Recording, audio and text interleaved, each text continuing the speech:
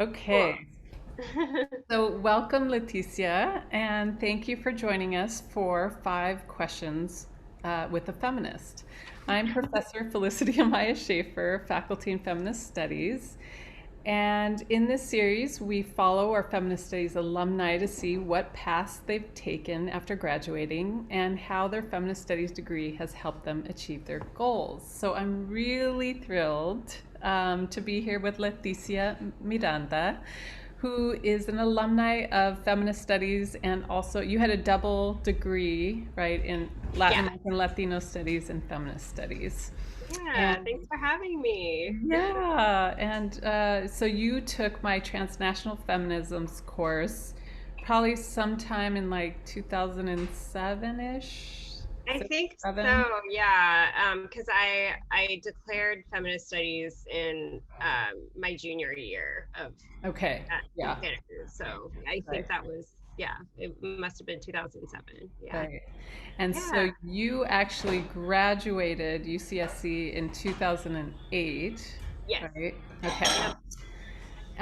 And so it's really exciting because we have kept in touch over the years, and I've seen you sort of kind of move on from one position, journalist position, to another. And it's so exciting that you're now with NBC. And so I'm sure the students want to hear all about that.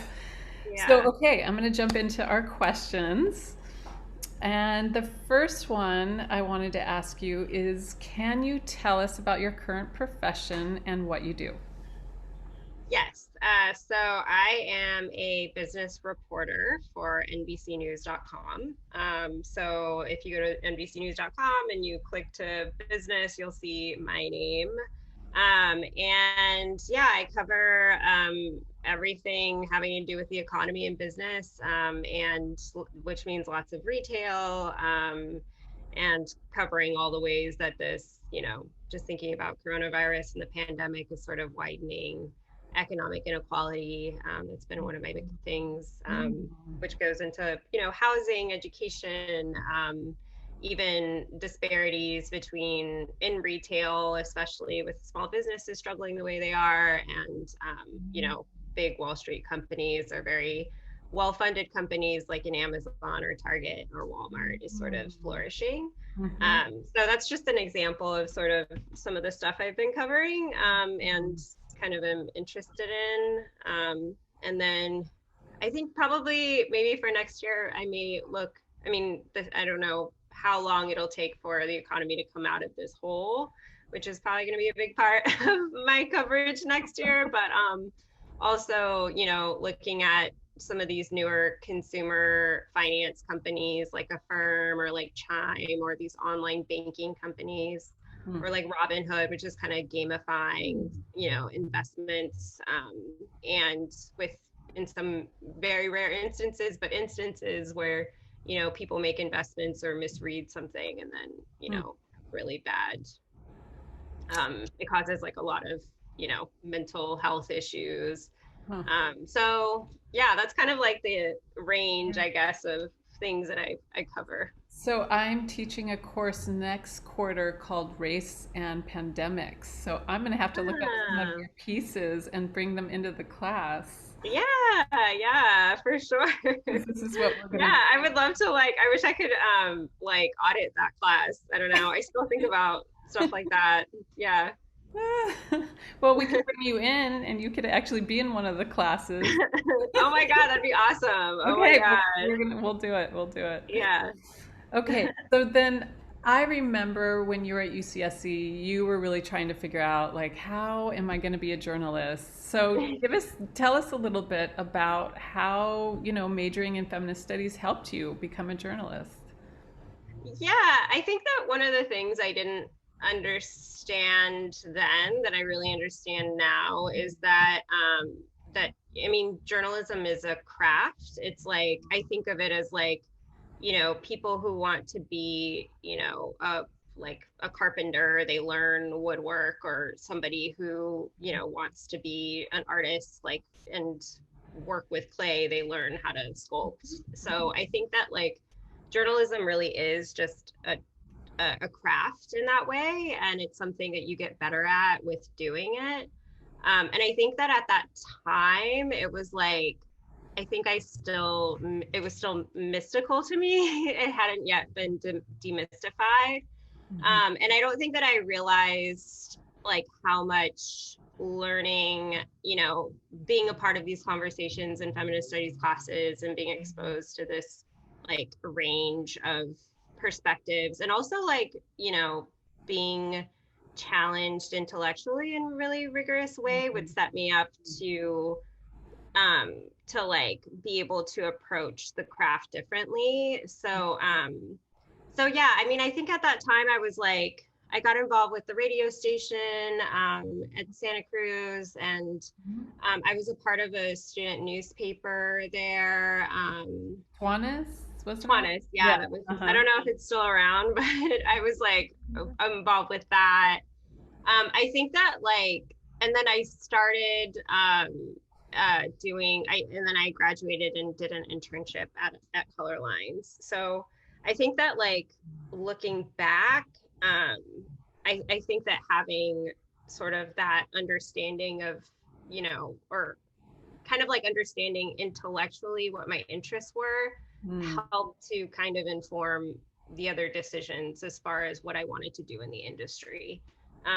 So I think that, yeah, I mean, I still think about a lot about, what I've learned from school, and because it's so applicable. And it's not like, it, it's more of just like an approach, I guess, to thinking about the world, I think, what I learned in feminist studies. Mm. Um, and yeah, and like I said, journalism's a craft. It's, you know, we could talk about how like objectivity is not objective and like all these things. And like, Right. there's a lot of inequities in journalism in the craft of it, but it really is just like, I think of myself as like a person who has a craft that I'm working on. So Mm. I like like very that. tactile to me. Yeah. Will you tell students just really briefly? You just said that you started an internship with Color Lines, and then sort of how you moved up to NBC, right? Yeah, so I started an internship at Color Lines, and I think that it was like I was there for like maybe a year, and I yeah, I graduated in the middle of 2008 in the recession.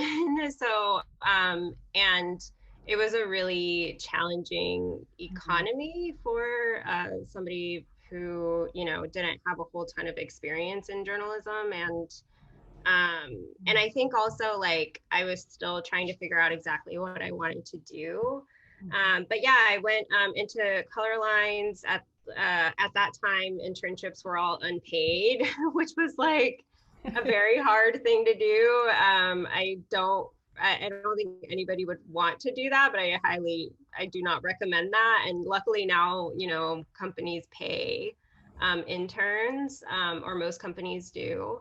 But yeah, I had an unpaid internship with them, and I was working like part-time jobs. And then things weren't like really panning out. So I had a couple of full-time jobs. One doing communications for a media literacy group in New Mexico, which was really great. And I learned a lot about like media policy and sort of like the environment of media and media consolidation. It was more on like the advocacy side, I guess, around like educating people about media policy and media literacy. Hmm. And then I was at a think tank for a year doing similar stuff around, but more around like broadband access. So I was like, it's like, yeah, I was really interested in doing like understanding broadband access inequities, Hmm. and kind of like looking to past government structures that rolled out like new technologies in ways that were more equitable than they are Hmm. now. Hmm. And then I think around then I was like, I like the whole like think tank thing. I think part of that might be, being like a nerd for like feminist studies and like just being interested in learning things. And so I was like drawn to a lot of, I mean, I still think journalism is something where you learn a lot all the time, but I still like wanted to be part of, making history and like being, Hmm. the, like they say about journalists, like the first writers of history. Mm-hmm. And so that's when I was like, okay, I need to figure out a pivot. So yeah, so I applied for a grad program in journalism at NYU, and I was offered a full time or like a full scholarship and a stipend. So so I took it, and I used that time to kind of like pivot like into more kind of mainstream journalism, because I wanted I like the sort of like the access that you have and the platform and the reach, Mm-hmm. and I think like I don't know, at least for me, like I like that there are rules and there's a structure and that there are like that I think like what I've seen in some mainstream places is there's like more of a, I don't know, like discussion or something around like standards and ethics, than I think I saw in some other places. Yeah. So I just like decided that that was a better place for me. And Hmm. anyway, that's a long response, but that's like, it was a long, like, I had like a wavering journey to this point. So Yeah, but you had your eyes on what you wanted the whole time. yeah, Right. I think I did. I just didn't really know how to get there, and yeah, Mm. it just took me a little bit of time to figure it out. So yeah. Cool. Well, tell us what your favorite feminist studies class was, or classes. Yeah. I mean, I loved the class I took with you, transnational feminisms. I think that was the first time I like really thought about or like challenged my own sort of American exceptionalism, I think. Like, Mhm. even, being Chicana, being a person of color, like so much of my world was very domestic and how I understood like social and cultural and economic relationships. And I think that like, and I think that class is part of the reason why I think like one day I'd want to be like a foreign correspondent because like Oh. I think it just like it just challenged me to think more internationally, and transnationally. Mm-hmm. So that was like a really great class. And I really liked Women in the Law, with Mm-hmm. Gina Dent, because I think that that helped me kind of like challenge. I mean, this is like her whole thesis, I guess, is like challenging the category of woman and how it's constructed and deconstructed in all of these legal ways. And I think especially as a reporter, I like am really fascinated. I mean, I work a lot with, legal documentation, and I think that like that kind of analytical framework has helped a lot. So Mm-hmm. Mm-hmm. so yeah, I liked those classes a lot. Mm-hmm. Yeah. Great.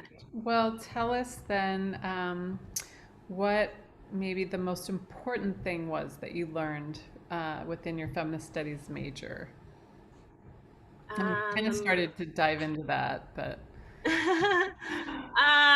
like the most important thing that I learned. I you're don't gonna know. have to like think way back. I know. I feel like I learned so much.